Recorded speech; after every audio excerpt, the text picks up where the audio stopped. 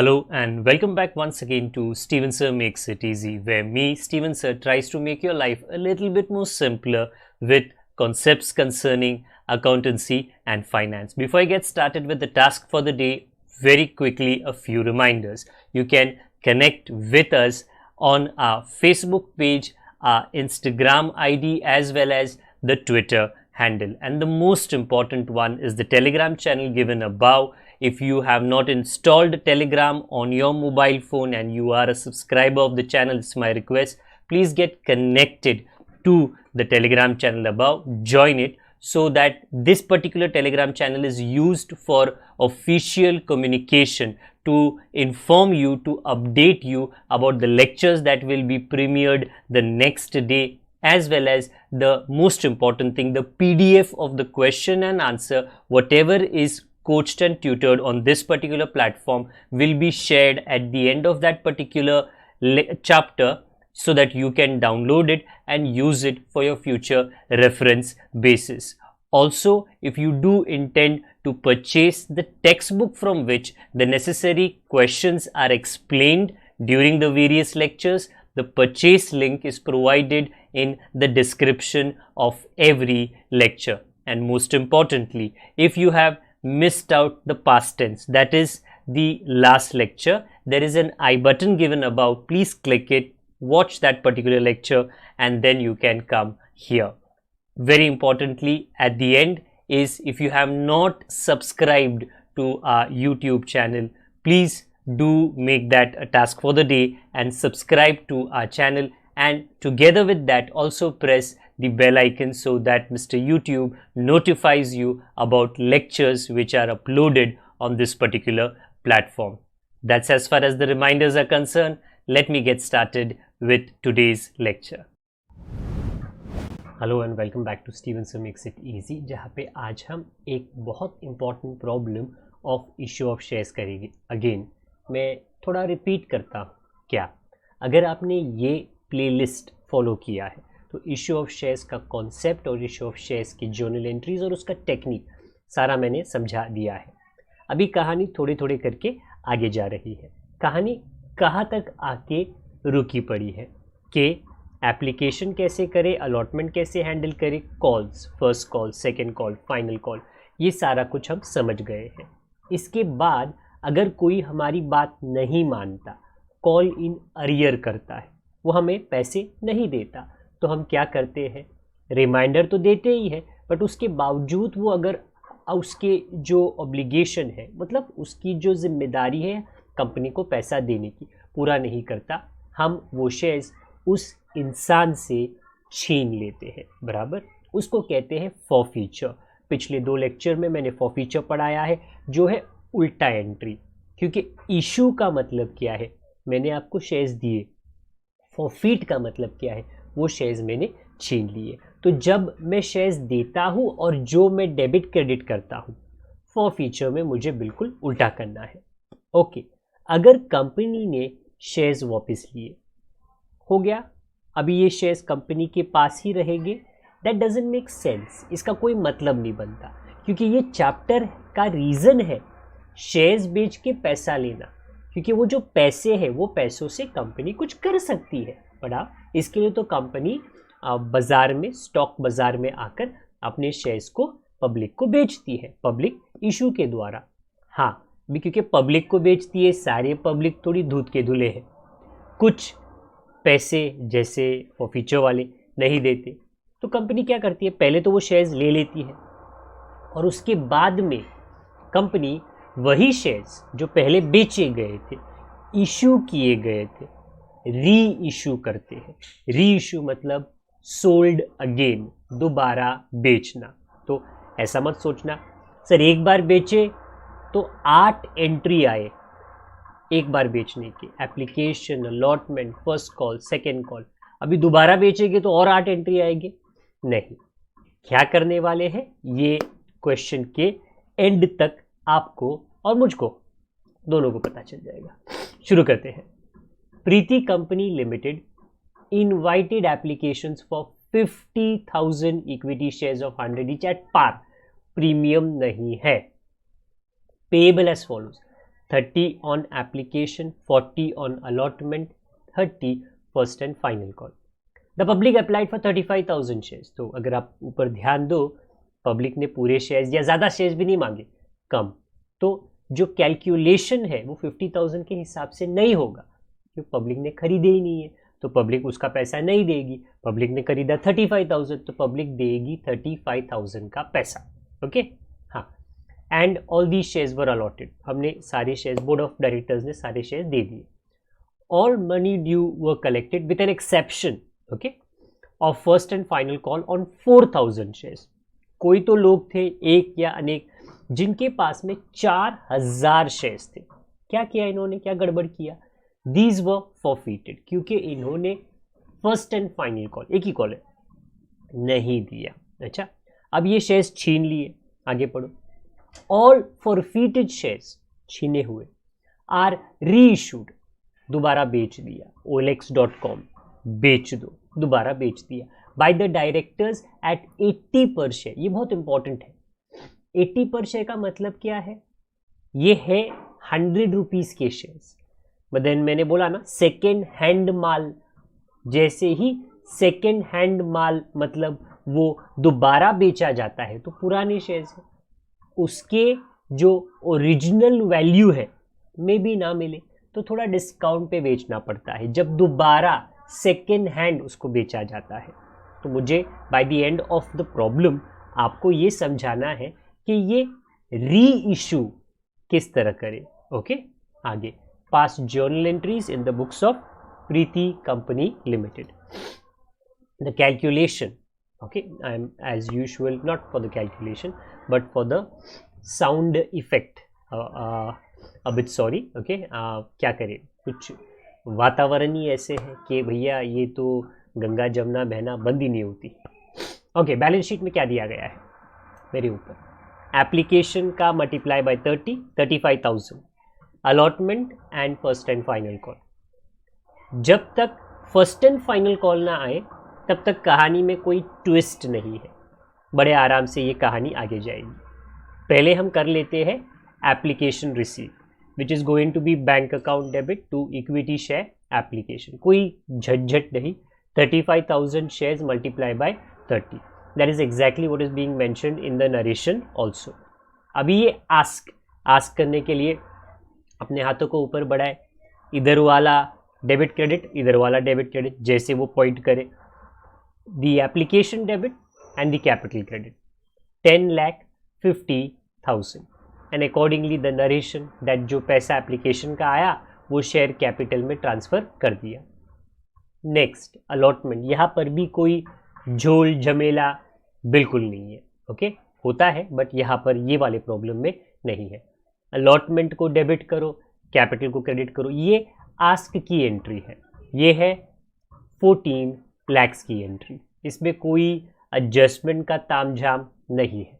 Okay, ये कर लिया, रिसीव कर लो, तो वो तो बैंक अकाउंट में हमारा पैसा जाएगा 14 लैक्स, पूरा 14 lakhs. Like I said, first second third fourth entry में कोई ड्रामा नहीं है, स्ट्रेट फॉरवर्ड है, जैसे दिखता है वैसे लिखता है।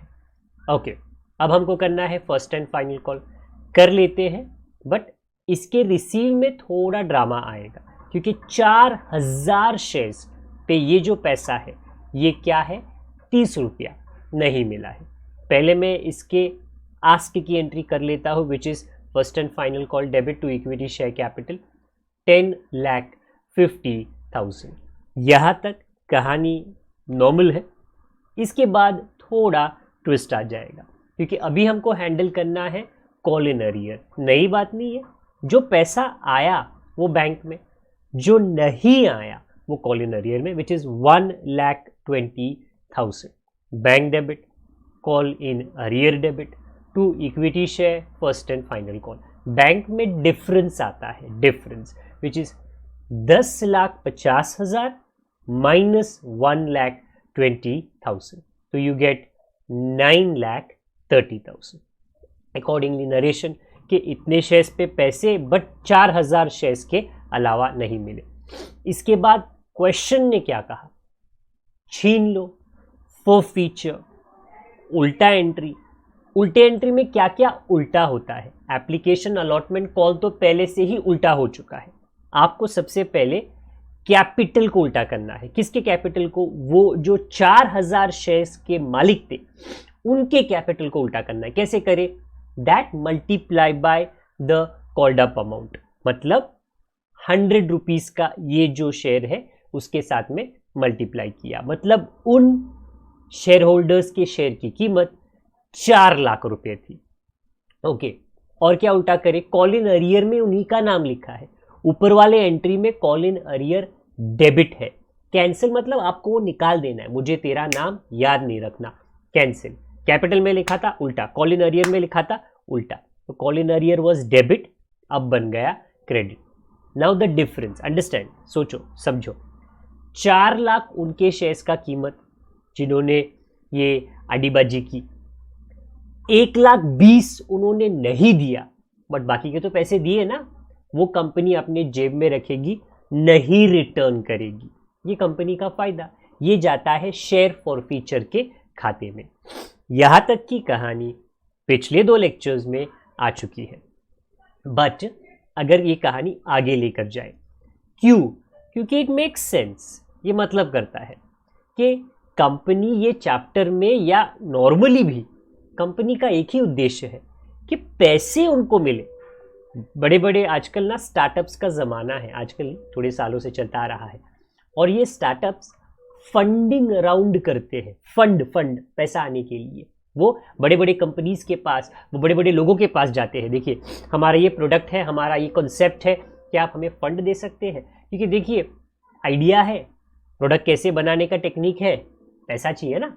सो आई रिपीट माई सेल्फ, तो सबसे पहले कैपिटल को रिवर्स करते हैं, बाद में कॉल इन अरियर को, और उसके बाद में बचा हुआ share forfeiture. Now very importantly हम ये शेयर्स दोबारा बेच देंगे, जिसको कहते हैं री इशू। अगर आप क्वेश्चन को एंड में पढ़ो, all forfeited, all 4000 all forfeited shares were reissued by the board of directors at 80।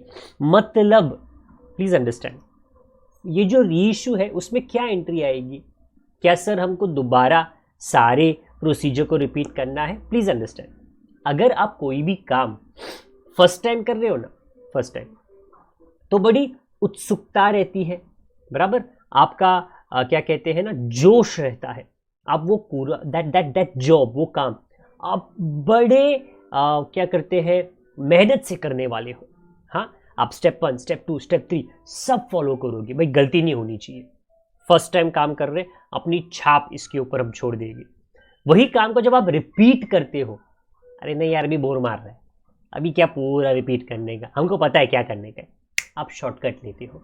तो यहाँ पे भी री इशू में हमको शॉर्टकट लेना है, मतलब एप्लीकेशन का वर्ड, अलॉटमेंट, कॉल, ये वर्ड्स मत इस्तेमाल करो। एंड में ये इशू में होता क्या है?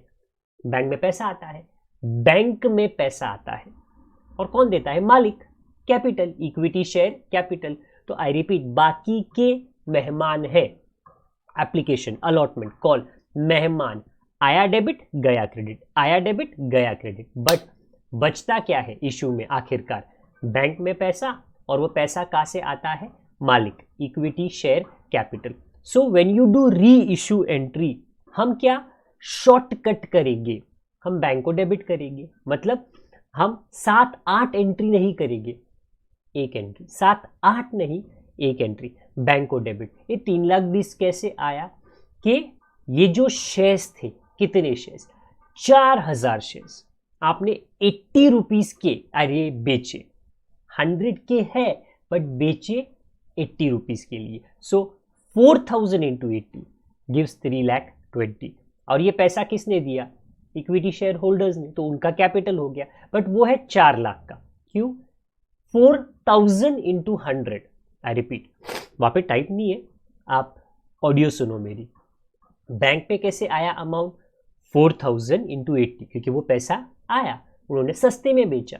और इक्विटी शेयर कैपिटल में कितना आया? 4000 इंटू 100। 100 क्यों? क्योंकि वो उसका वैल्यू है, वो उसका वैल्यू है, बेचा सस्ते में। एक मिनट, 4 लाख के शेयर्स बेचे 3,20,000 के लिए, तो नुकसान हो गया। यस, 80,000 का नुकसान। ये नुकसान की भरपाई कौन करेगा, किसकी जेब से ये आएगा? अरे 7th एंट्री में देखना, वही शेयर्स जब छीने थे 4,000, तो प्रॉफिट हुआ ना आपको कितना? शेयर फॉरफीचर में कितना है? 2,80,000। सेम शेयर्स 7th एंट्री आपको 2,80,000 का प्रॉफिट दिया जब आपने छीने। अब जब आपने बेचे तो 80 का नुकसान हो गया, तो वो ही खाते से, वही प्रॉफिट के खाते से शेयर फॉरफीचर आप 80,000 निकालो। क्योंकि कंपनी में या कोई भी अकाउंटिंग सिस्टम में जब नुकसान होता है, बराबर, ये जरूर सोचा जाता है किसके गले में ये नुकसान जाएगा, बराबर। जैसे एक टीम, एक क्रिकेट टीम या एक फुटबॉल टीम जब हारती है, तो भाई हार का सेहरा किसी ना किसी के तो सर पे डालना है, कैप्टन को लेना पड़ता है वो। हाँ, यहां पर आपको जो 80,000 का नुकसान हुआ वो किसके गले में जाएगा? शेयर फॉरफीचर, क्योंकि उसके अंदर उस ही शेयर्स का प्रॉफिट रखा गया था। What you see as the 8th entry is a fixed entry for reissue. Bank में पैसा आया, मालिक ने पैसा दिया, इक्विटी शेयर कैपिटल। बीच में जो डिस्काउंट आता है वो शेयर फॉरफीचर में आप लिख लीजिए। ओके, कहानी यहां पे खत्म नहीं हुई, क्योंकि आप अगर OCSP पढ़ोगे ना, अगर आप कंपनी हो, आप अपने कानून के हिसाब से नहीं चल सकते।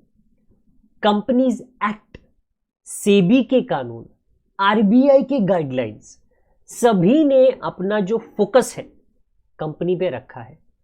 सभी ने कंपनीज को बोला है, देख तू ये करेगा, ये 2 स्टेप, तू ये करेगा, ये 4 स्टेप आपको फॉलो करने पड़ते हैं।